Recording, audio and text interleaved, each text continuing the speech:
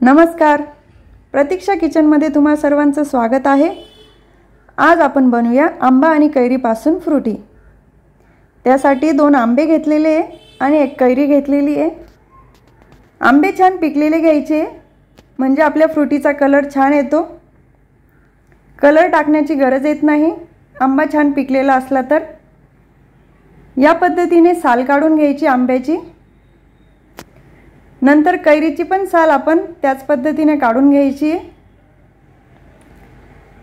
कैरी थोडी कडक असल्यामुळे साल काढायला थोडं हार्ड जाते। त्यानंतर आपण पीस करून घ्यायचे, आंब्याचे आणि कैरीचे दोघांचे पीस करून घ्यायचे। या पद्धतीने पीस आपण कुठल्याही आकारामध्ये करू शकतो। त्यानंतर आपण मिक्सरच्या भांड्यामध्ये टाकून बारीक करून घ्यायचे। दळून झाल्यानंतर एका गाळणीने गाळून घ्यायचं आहे पल्प। हे बघा।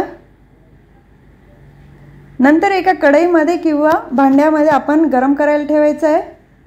मी गॅस ऑन करून घेतलेला आहे। त्यामध्ये 1 वाटी साखर घातलेली आहे आणि 1 ग्लास पाणी घातलेलं आहे। मी साखर कमी घातली कारण कैरी गोड असल्यामुळे 1च वाटी साखर घातली आहे। कैरी जर आंबट असेल तर 1.5 वाटी साखर घातली तरी चालेल।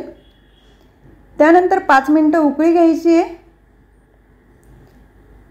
हे बघा किती छान कलर दिसतोय आणि उकळी यायला सुरुवात झालेली आहे।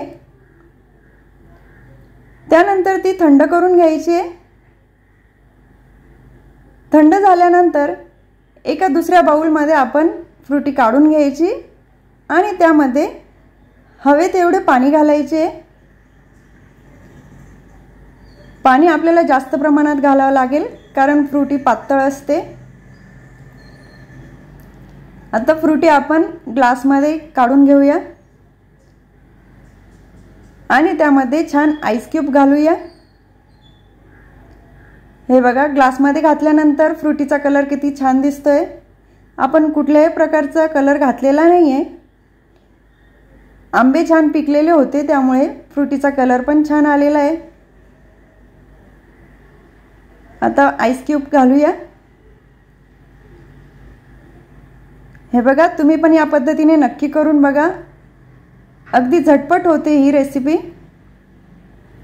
आणि प्यायला पण अगदी छान लागते। तुम्हाला जर माझी रेसिपी आवडली असेल तर माझ्या व्हिडिओला लाईक करा, शेअर करा आणि सबस्क्राइब करा। बेल आयकॉन दाबायला विसरू नका